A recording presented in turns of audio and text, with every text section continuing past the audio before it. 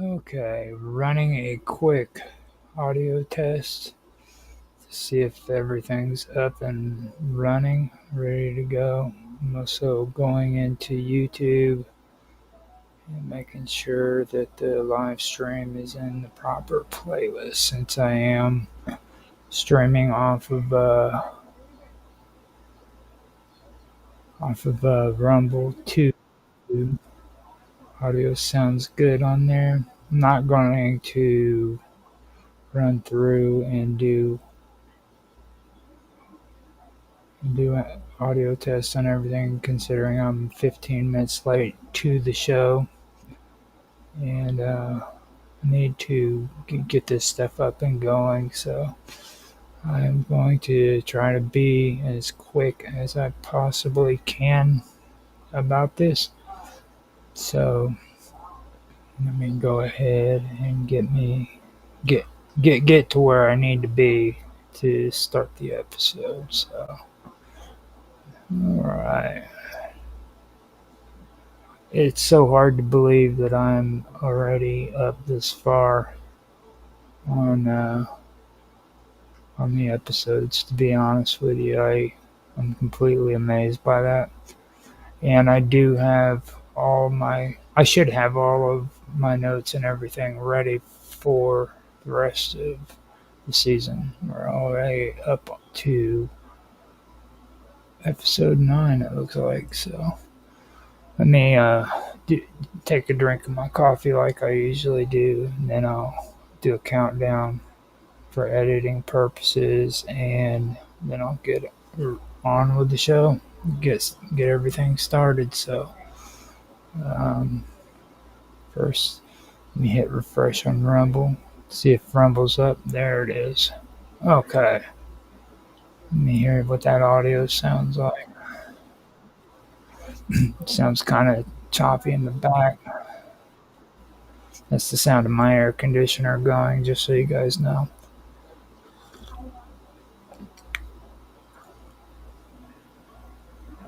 Okay, here we go.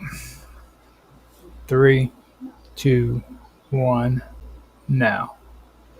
Hello, everybody, and welcome back to the wonderful world of weirdness. I'm Roger Hanson, and I'll be your host for another episode of Esoteric Agenda here on Wednesday, I believe, at midnight.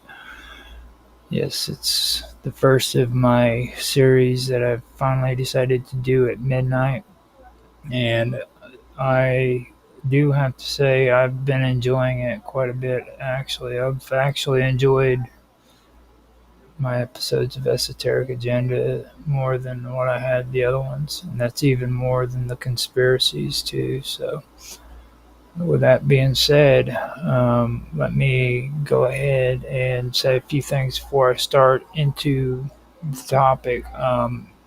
Now, I want to point something out to people just so they know, like the stuff that I'm actually putting out to you guys is basically what real uh, esoterics are, what the esoterics really are. And that concerns alchemy as well. Now, a lot of people don't really understand what the concept is when they hear the words esoteric. You'll hear people always say esoteric, exoteric, and give you that spiel. Okay, we know what that means by definition, but we're being real here. This is esoteric beliefs, the mystery schools, all of that. And I've always been fascinated in the esoterics. I've studied this stuff for well over 10 years now. Um, I've always been fascinated with history as well. So that was kind of two things that melded together when it came to the stuff that I've been interested in when it comes to history and the esoterics. Kind of fit together like a hand in glove. So let me get on with what I was saying. that's basically how I am. So when you when you hear me talk here, and I talk about alchemy and I talk about the esoterics, I'm giving you the real deal. This is the original concept of what the esoterics were. Now, last week I said some stuff that I changed my mind about. I said that I wasn't going to get too much into modern um, uh, hermetics when it came to the Masons Guild and everything. And then I stopped and I thought about it afterwards, after I said that on the stream, and I thought to myself, well, it wouldn't be right if I didn't actually, you know, do that. Start discussing the Masons, and so I'm gonna do that in this episode. I'm going to make it just one episode, though. I'm not going to make 2 or 3 episodes on just the Freemasons, but I will tell you some stuff that you probably haven't heard. I'm going to tell you some stories that are older than stories that you've heard. This is the original stories that the Freemasons started out with, and then I will go on farther after this episode, and we'll be talking about people like Al Kendi and more in-depth research that surrounds the esoterics. So, with that being said, I guess I can get on with the show. Let me double check, make sure that audio is good. All right, it sounds decent. I'll get with it. So here we go. In a time when the great rivers of the earth nourished the first civilizations, there arose in Egypt a people who looked to the heavens and the earth and sought to understand their own order.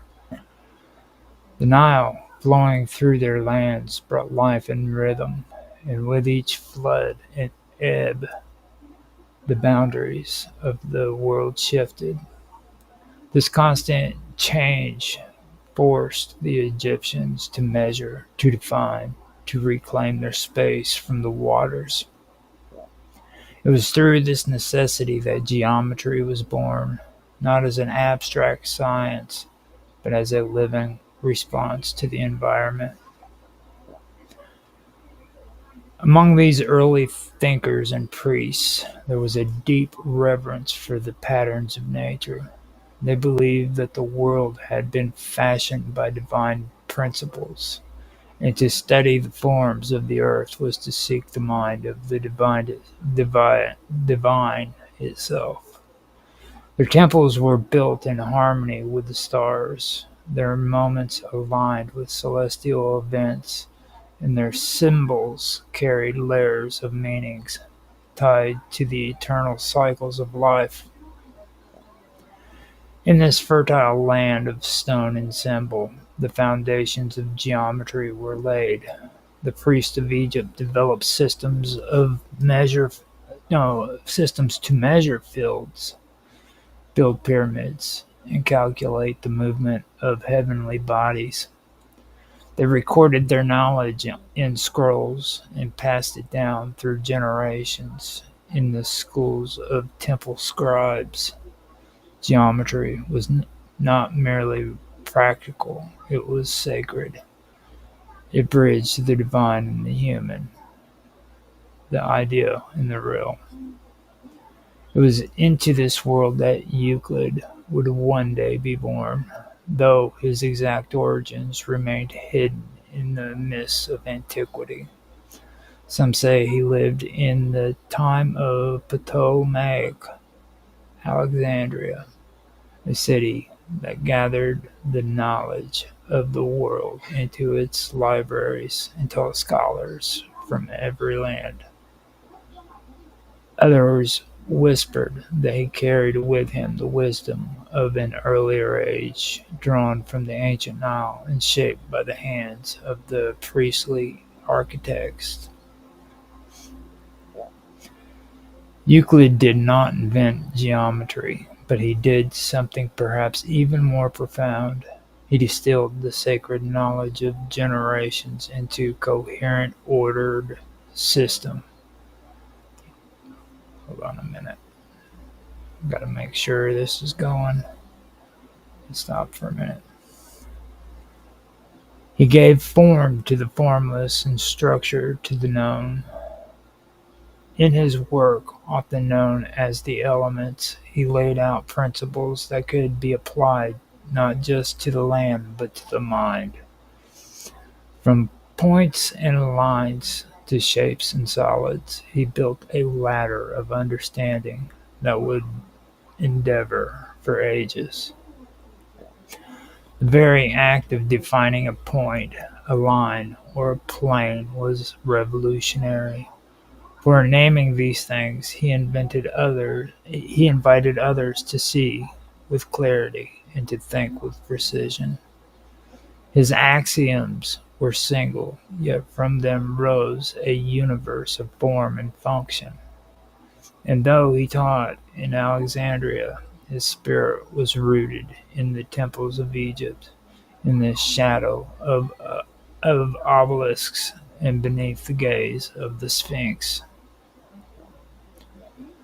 Geometry in Euclid's vision was not limited to practical measurement. It was a way of discerning truth. It was logic embodied in form and beauty expressed through proportion. The harmony that the Egyptians saw in the stars and the cycles of the Nile found new voice in Euclid's definitions and proofs. And so the sacred science of Egypt found continuity in the philosophical clarity of Greece. In the mystery traditions that later emerged, Euclid's geometry became a hidden path. The compass and square, the triangle and the circle were no longer just tools of architecture. They became symbols of moral and spiritual principles. To draw a perfect circle was to echo the perfection of the divine. To bisect the angle was to seek balance between opposites. The lines drawn upon papyrus were mirrored in the invisible structures of the soul. The legacy of Euclid's Egyptian inheritance did not end with antiquity. It passed into the hands of Roman builders, Arab mathematicians, and medieval scholars. It shaped the cathedrals of Europe and the hidden teachings of secret societies. In the days before the Great Deluge, long before the memory of man and the rise of the kingdoms that would later carve the world into empires, there lived a family descended from the ancient line of Cain. Among them was a man named Lamech, and unto him were born children whose minds were gifted by the heavens. Each child possessed a particular genius, and together they shaped the knowledge and tools of the earliest human civilization. It was said that they were not only wise in the art of earth, but also understood the signs of the heavens, the songs of the winds, and the measure of the stars. Jabal, the oldest son, became the master of husbandry. He tamed the wild beast and taught the people to dwell in tents, fashioning shelter from the earth and skies.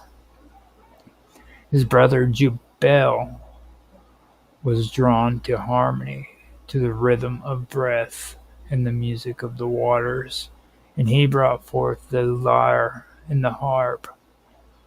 Through his hands music came into the world, giving the people joy and peace.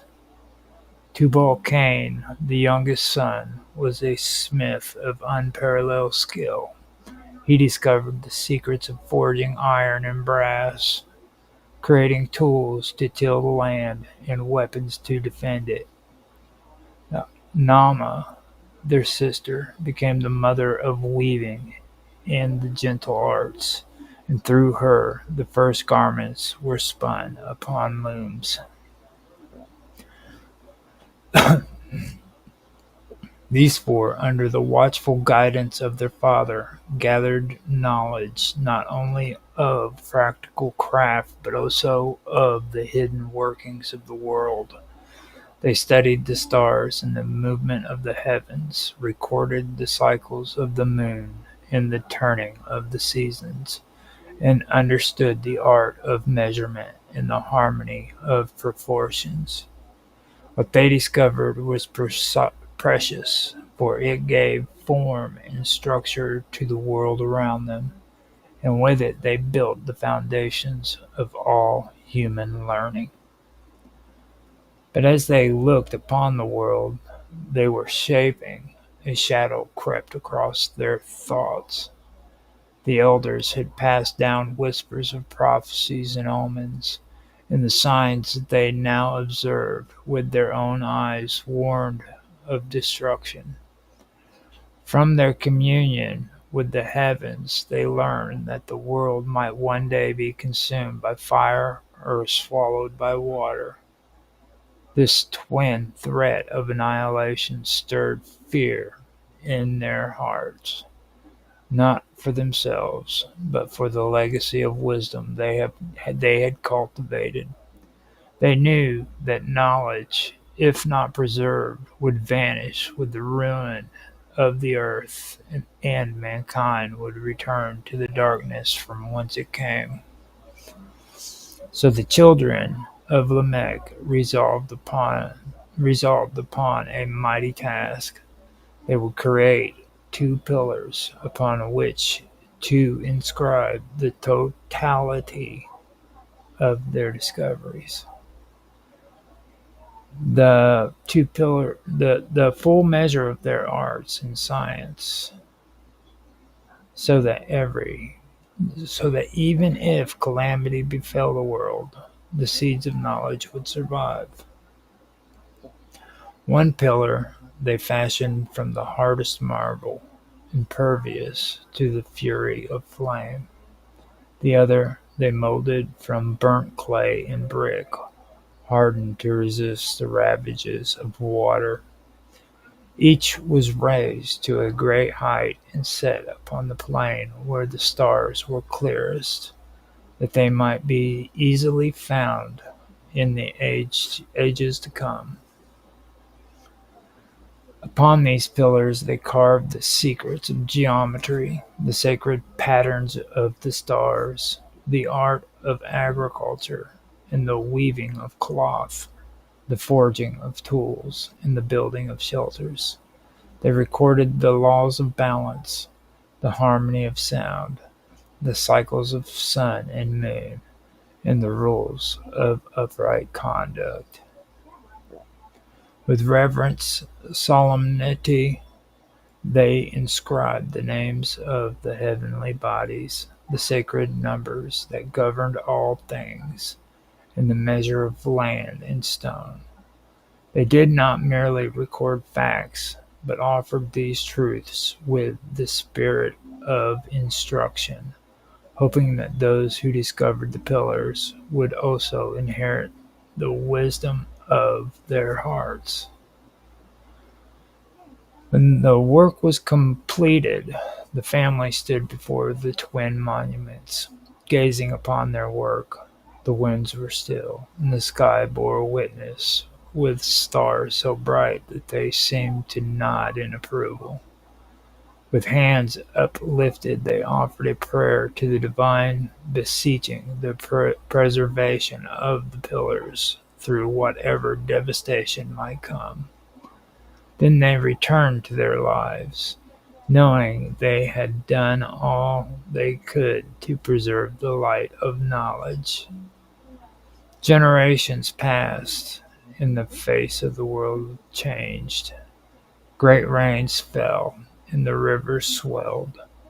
The waters rose beyond their bounds and swept over the valleys and the hills.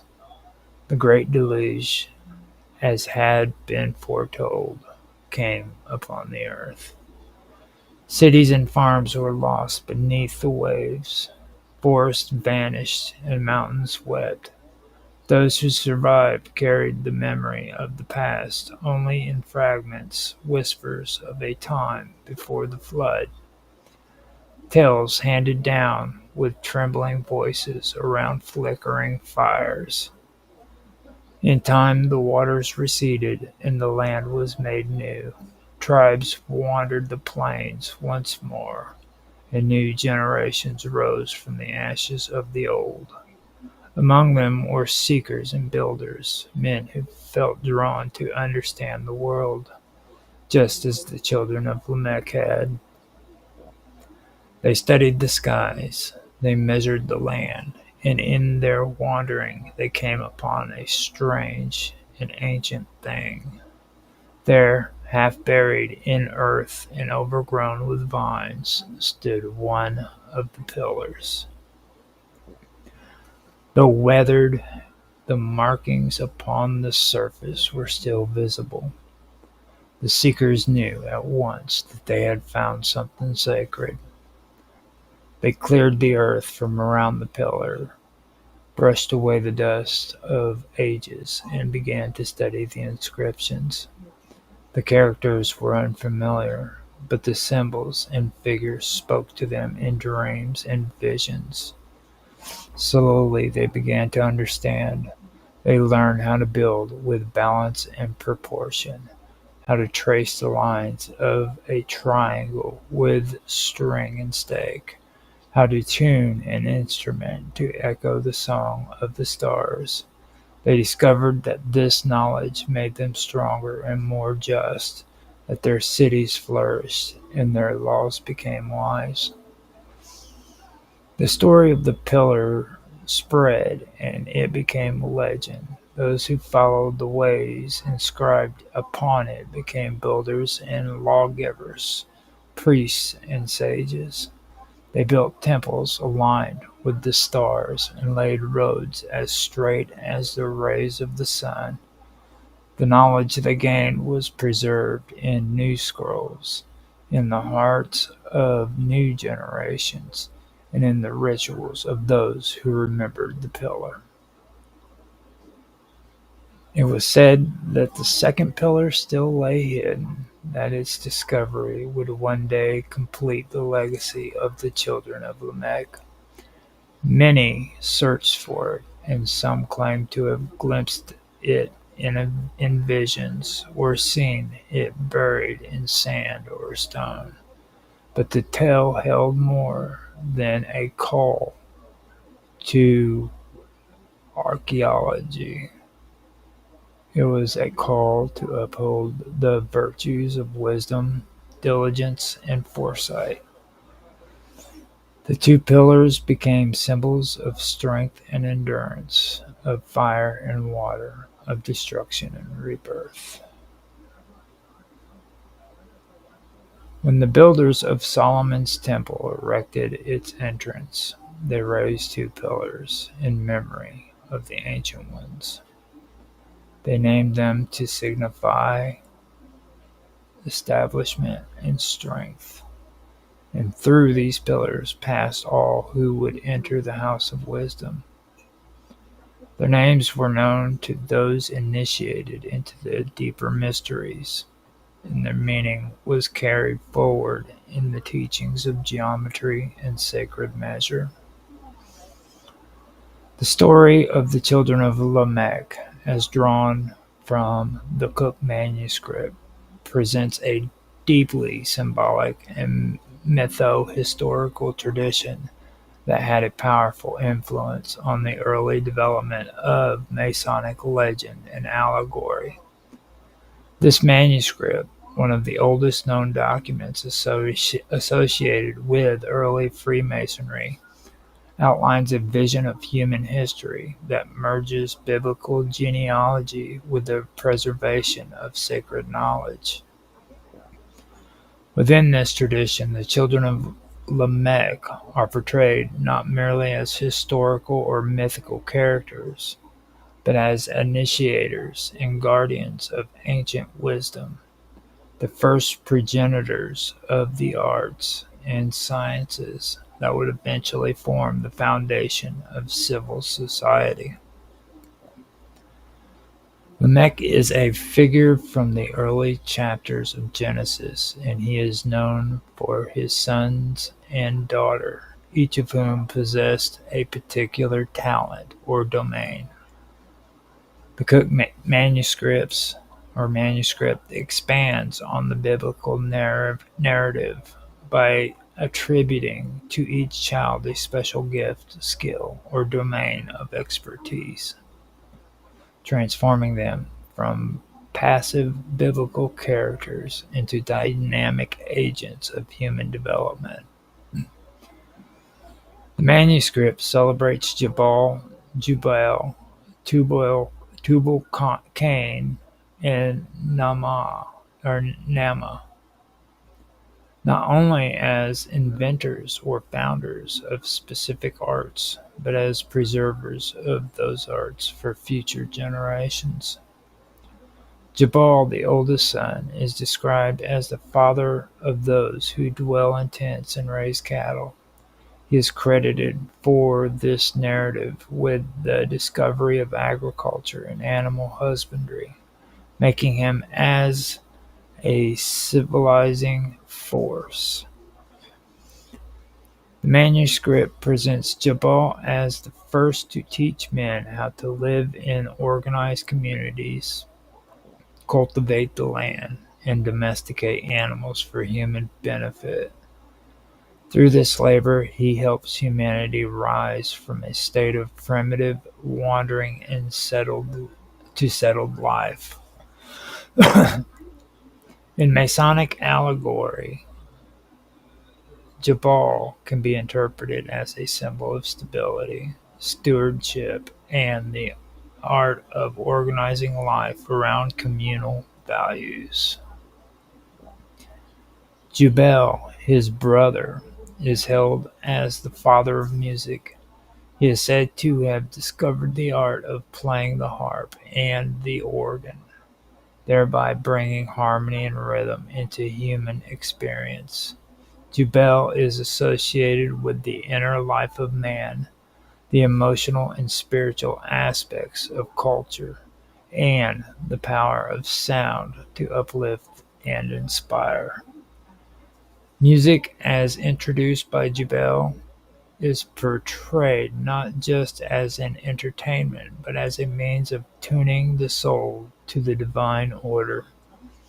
His contribution introduces a sacred geometry of sound, echoing themes later developed in both mysticism and the liberal arts, particularly in the quadrivium of medieval education, where music and mathematics are ultimately connected.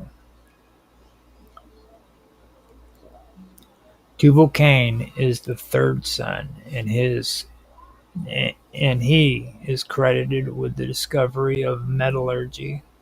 He taught the forging of brass and iron, crafting tools and weapons, and establishing the foundations of craftsmanship. Tubal-Cain becomes a symbol of transformation through fire, of turning raw elements into instruments of progress or destruction. His art speaks to the power of knowledge as a double-edged force and the importance of ethical responsibility and technological advancement. Within Masonic tradition, Tubal-Cain stands as a forefather of the master craftsman, one who understands both the material and the symbolic value of his work. Nama the daughter of Lamech is often overlooked in other traditions, but the Cook manuscript gives her a dignified place. She is credited with the invention of weaving and textile arts.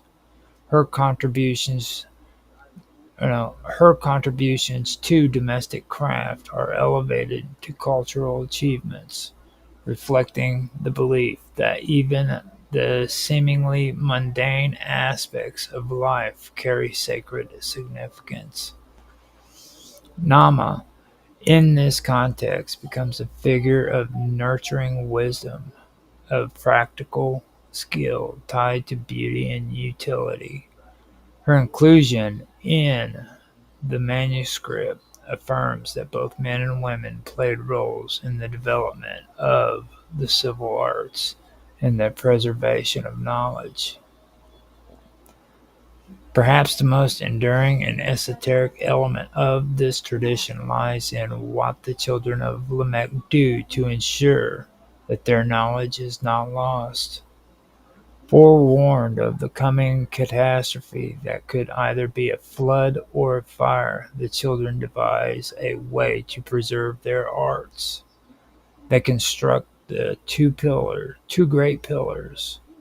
One was made of stone, resistant to fire. The other is made of brick, impervious to water. Upon these pillars they inscribed all the knowledge of their discoveries, including the sciences, arts, and divine laws. This act becomes a foundational myth in Freemasonry, representing the eternal duty to safeguard and transmit wisdom. These pillars echo earlier traditions of sacred architecture and symbolic geometry.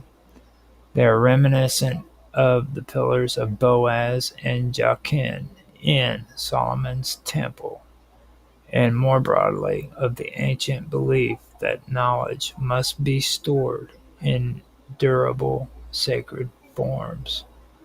The dual materials of the pillars reflects a dual nature of the threats to knowledge, from both elemental destruction and human forgetfulness.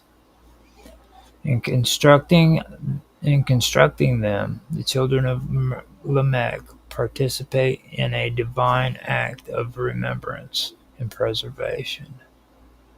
The survival of the knowledge inscribed on the pillars ties directly to the transmission of wisdom in Masonic tradition. After the flood, the pillars are rediscovered, and the knowledge they contain is said to be read and passed down. This becomes a metaphor for the rediscovery of ancient truths in every generation. For Freemasons, this symbolizes the recovery of lost knowledge, the pursuit of moral and philosophical enlightenment, and the continuity of sacred traditions. This legend aligns with the broader esoteric narrative that human civilization is not simply a product of evolutionary development, but the result of deliberate instruction by enlightened beings, often portrayed as culture heroes or semi-divine figures. The children of Lamech in this frame represents a divine spark in early humanity, one that calls us to develop ourselves, our community, and our relationship with the divine order. Their story becomes not just a tale of invention, but a call to responsibility to uphold and expand upon the arts they first brought forth. The influence of this story on later Masonic ritual and symbolism is profound. The idea of the builder, the artisan, and the keeper of sacred secrets finds its prototype in these early figures. The division of arts into the practical, the musical, the architectural, and the domestic all mirror the liberal arts and the duties of the various degrees within the craft. Even the notion of dual pillars, foundational to many Masonic lodges, is enriched by this narrative. These are not mere structural supports, but bearers of the ancient and eternal truths that all initiates are called to seek. In this story, the story of Lamech's children does not just point backwards to a mythic past, but serves as an archetype for human potential. Each of the children represents a facet of human capacity: the farmer and shepherd who nurtures the land, the musician who stirs the soul, the smith who shapes matter with fire, and the weaver who clothes and comforts the community. Together they form a complete picture of what it means to be human in a sacred order, to live in harmony with nature, society, and the divine. Their decision to preserve their discoveries in the indestructible pillars is equally significant. It reflects a key philosophical tenet that wisdom be only that must be not only attained, but preserved and passed on. This preservation is not only physical in terms of monuments or buildings, but also spiritual, requiring moral discipline and inner enlightenment.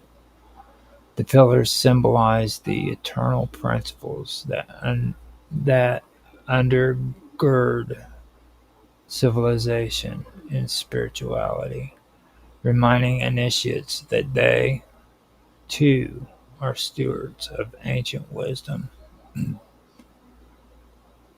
The story of the beginnings of geometry, particularly as it relates to the figure of Euclid in the land of Egypt, is deeply woven into both mathematical history and Masonic legend. While modern academic tradition places Euclid as a Greek mathematician in the city of Alexandria during the Hellenistic period, Masonic and esoteric traditions often extend his roots deeper into Egyptian antiquity. These traditions do not always seek historical accuracy, but rather symbolic continuity, linking geometry, the foundation of architecture, to moral and spiritual truth. This article explores both the intellectual contributions attributed to Euclid and the mystical and practical associations of geometry with ancient Egypt. Geometry, from its very name meaning earth measurement, is thought to have originated in Egypt as a pragmatic response to the annual flooding of the Nile. The waters would wash away land boundaries, and Egyptian surveyors were required to restore property divisions with accuracy and consistency. This necessity gave rise to a systematic approach to measuring land angles and distances. The priests and scribes of Egypt, who functioned as scholars, began developing rules and patterns that enabled them to apply measurement and calculations effectively.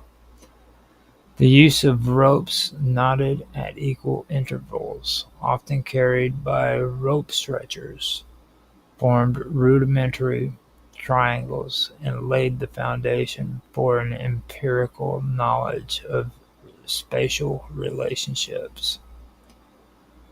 These practices formed the experiential basis of what would later be systemized into the formal discipline of geometry. It is in this historical and symbolic context that Euclid emerges. Though he lived in Alexandria several generations after its founding by Alexander the Great, Euclid's Elements become the most influential mathematical textbook in history. Rather than discovering geometry, Euclid synthesizes and organized it, drawing upon the knowledge of earlier mathematicians, including those of Egyptian and Babylonian origin. Euclid developed a deductive system in which all geometric truths were derived from a small set of self-evident axioms and postulates. The result was a coherent and logically rigorous structure that could be applied not only to the measurement of physical space, but also to abstract reasoning. The legend that Euclid learned his art in Egypt predates modern scholarly inquiry and was embraced by both medieval thinkers and early Masonic writers. In these traditions, Egypt is portrayed as the cradle of all learning, a place where divine knowledge was preserved in temples and transmitted through sacred rites. Geometry, as the art that underlies all building and measurement, was considered a divine science, its principles reflecting the order of the cosmos. In this frame, Euclid is not just a mathematician, but a transmitter of sacred knowledge, one who organizes and preserves a divine gift. In the Regius manuscript, one of the oldest Masonic texts written in poetic form, Euclid is said to have taught geometry to the children of noblemen in Egypt and established rules of moral conduct and professional ethics alongside his technical instruction. This poetic narrative links geometry not only to spatial skill, but to wisdom, integrity, and social harmony. In this version of the story, Euclid is a cultural hero who uses geometry to impose order on both physical and moral worlds. He is revered as the archetype of the teacher. The geometry is elevated from a technical art to a moral science. The fascination with Egypt as the origin of geometry also stems from its monumental architecture. The construction of the pyramids, temples, and the obelisks would have required advanced knowledge of measurement, alignment, and engineering. The The alignment of the pyramids to celestial bodies, the use of the golden ratio, and the application of square angles and precise orientation all suggest a profound understanding of geometric principles. These achievements fed the myth that Egyptian priests held the key to universal knowledge and that geometry was not merely practical but also mystical. Euclid's Elements begin with the definitions, postulates, and common notations. From these he derives he derives propositions that build upon one another in a logical sequence. The beauty of this method lies in its clarity and permanence. Once a truth is proven within the system, it remains true for all time. In this way, geometry became the model for deductive reasoning, and Euclid's text became the cornerstone of education in the liberal arts for centuries. Philosophers, scientists, and builders alike found in elements a language for understanding structure, order, and logic. Freemasonry absorbed the symbolism of geometry through allegory and ritual. The square and compass, essential tools of the Mason, became emblems of virtue and self-control. The square represented honesty and upright behavior, while the compass signified the boundary of action and desire. In this symbolic symbol, geometry is not merely a practical discipline, but a path to moral and spiritual refinement. The legacy of Euclid is thus recast through a spiritual lens, where the clarity of geometric truth mirrors the clarity of moral insight. Egypt in this tradition is more than a geographical location. It is an allegoric space, a place in ancient initiation of secret knowledge hidden beneath layers of symbol and ritual. In the mystery traditions of the Mediterranean world, Egypt held the status of a sacred land where the soul journeyed through trials and purification. In Masonic tradition, to say that Euclid taught geometry in Egypt is to say that he participated in the sacred lineage of knowledge and brought forth a system that mirrored the divine order.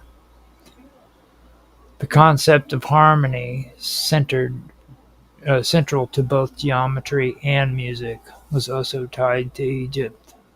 The belief that the movement of the heavens followed geometric principles led to the idea of the music of the spheres, where celestial bodies produced a harmony inaudible to the human ear, but perceivable through reason. Geometry thus became a bridge between the material and spiritual worlds, capable of revealing the underlying unity of all things. Euclid, in organizing the truths of geometry, was seen as unveiling the hidden structure of the cosmos.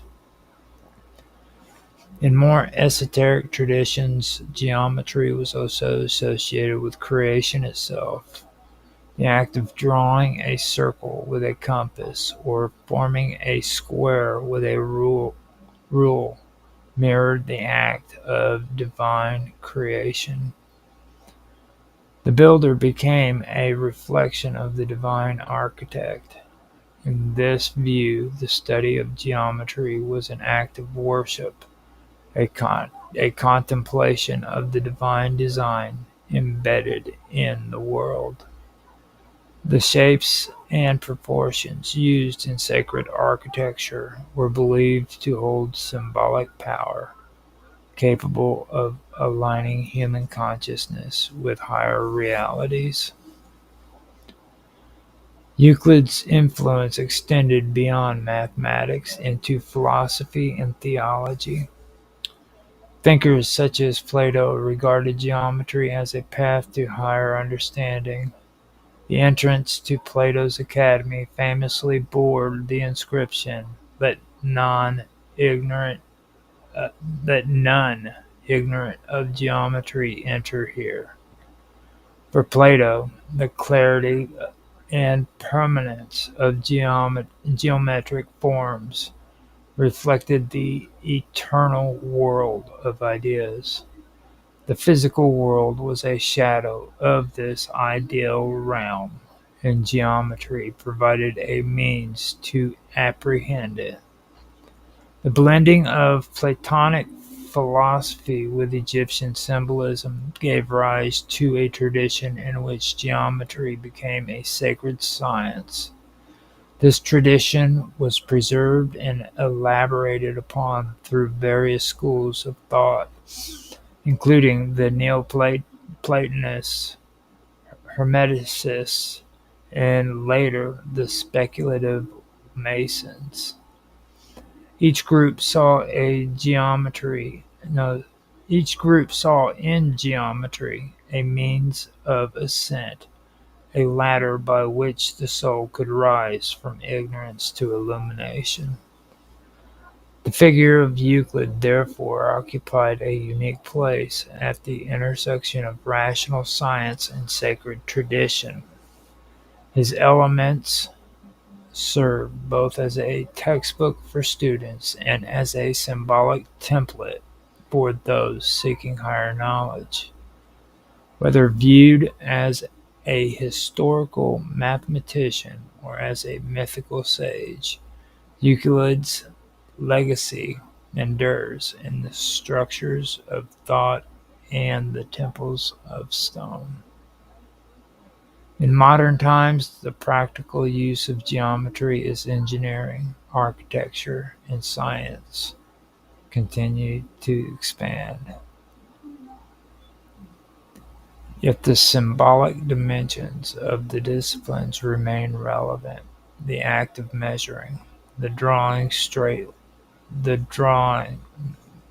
act of measuring, of drawing straight lines and true angles still evoke ideas of justice, balance, and cosmic order. The tools of the Mason remain symbols of inner development, and the teaching of Euclid remain a foundation for both technical and moral instructions. All right.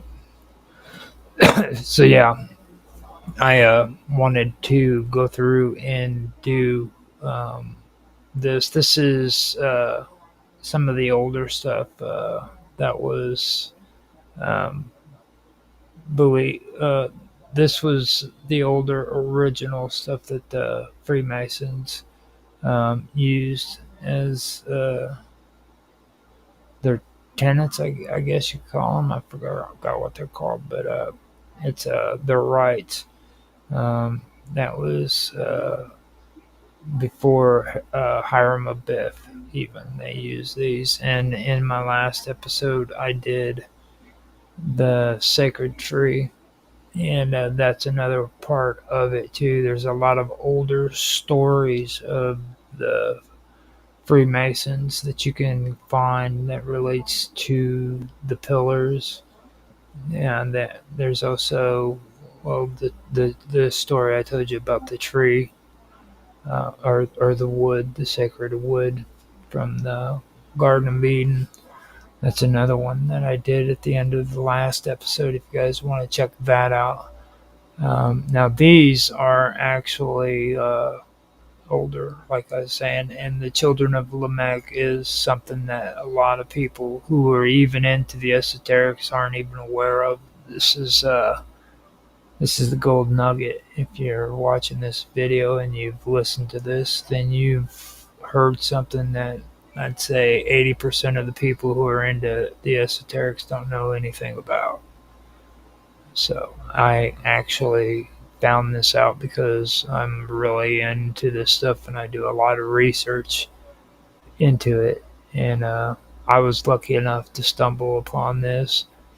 There's also a story too. I believe it's from the Scottish Rite, but it concerns the Stone of Scones and Rolling Stones. That's something that you might want to get into. That's kind of interesting because of the band, the Rolling Stones, and just the term Rolling Stone, where that came from. That's actually an old Masonic story as well, about how the Stone of Scones came to be, and the history behind that. Maybe later on I'll pull that up. But like I said, I don't want to get too much into talking about the Freemasons and things of that nature because there's so much more that's involved with the esoterics than just talking about the Freemasons or the Rosicrucians. There, I believe that a lot of people really miss the boat because they get caught up in that, and there's a deeper history behind it that goes farther than that, and alchemy too, especially. Which here after this, I am going to start. This is actually the eighth episode. Now that I think about it, yeah. So then, starting with the ninth episode, is things are going to start getting even deeper than what it was. I'm going to get into the Brethren of Purity. Now this is back when things were just starting out. You're going to start hearing about the brothers the Brethren of Purity, and then I'm going to start getting into people like Al Kendi. Now Al Kendi, he was an intellectual, but during his time and even a while after that, a lot of people didn't know that he was also uh, interested in the mystics, the esoterics, and he wrote a lot of stuff pertaining to the mystics and the esoterics. And um, he, uh, he would get scolded quite a bit about about his beliefs, his esoteric and mystical beliefs, because back then in the Arab world, intellectuals weren't supposed to be like that. You weren't supposed to think like an intellectual and then uh, believe in mystical beliefs. That was just uncalled for to a lot of them. So it caused him a lot of grief, but he still continued to write his writings, and a lot of the things that he wrote is what eventually inspired alchemists and mystics in the Middle Ages. Um, there's a whole story behind that that I might be able to get into. I'm not quite sure. Now, another thought too that I wanted to bring up before I ended this is a lot of people need to understand something about alchemy. Now, it's about the Philosopher's Stone. Now, I know that a lot of people don't really understand what the full concept of alchemy is. They believe that it's turning metal into gold, and that's farthest from the truth. Okay, and you'll always hear them talk about the Philosopher's Stone. Now, let me point something out about the Philosopher's Stone. If alchemy was just about turning metal into gold, then the stone would not be named the Philosopher's Stone. It would be called, turning metal into stone, or into gold stone, or transmutation stone, or something like that. But it's not. Okay. This is what woke me up to the whole thing. It's called the Philosopher's Stone. Okay. Just keep that in mind when you think of alchemy, because a lot of people have given alchemy a bad name. It's not really as bad as what people have made it out to be, because it really isn't. It's actually interesting. There's a lot of intelligent philosophers that were involved in this who came up with a lot of good ideas and a lot of philosophies. And I just wanted to put that out there so people understand that stone is called the Philosopher's Stone for a reason. So keep that in mind if you ever decide to check this stuff out. Trust me when I tell you, you will not regret it. This is some of the best literature I've ever read in my entire life, and I love reading. Okay, just I love reading. I love reading and writing. I just love it, And I can tell you right now, this is some beautiful stuff. So if you do, give it a try. Just do like I said. Remember it's the Philosopher's Stone, and keyword there, philosopher. So just keep that in mind. I would check all of the channels, but it is late. It's 1 or it's 11 minutes after 1 right now where I'm at, and I would love to check and see if there's anybody on, but right now I only have Rumble and YouTube up right now, even though I am um, on other channels. I don't even know if they're streaming, but we do have 2 viewers on YouTube, and I would like to thank them for being here this late at night. There's 4 people on Rumble. Thank you guys for showing up. Nobody made any comments, which is cool because that means I don't have to answer any questions or talk to anybody in chat, and I love that. There's 3 people on X. Thank you guys for stopping in and watching. And Twitch never has anybody. It says 1, but I'm pretty sure they're talking about me. And on Kick, we have no viewers. And the reason why is because all the little children had to go to bed. Um, it's a school day tomorrow, so they can't play their video games right now. So you guys have a good night and sleep. Sleep well, little boys and girls. Sleep well. And I believe that covers everything. So with that, all I can say is, again, thank you guys for stopping in and watching. If you liked what you heard, please like, subscribe, and share. Give a comment in the comment section. That would be greatly appreciated. I would ask you for your money, but I'm not going to pander, okay? But I do like money. If you guys have money, please just give it all to me if you want to.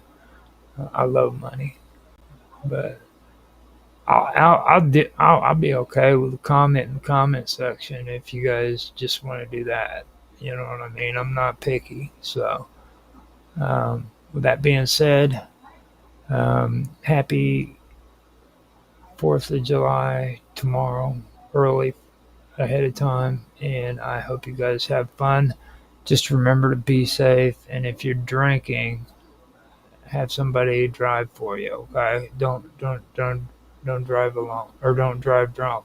You know, if you guys go out, just remember to be responsible, and yeah, have a good time.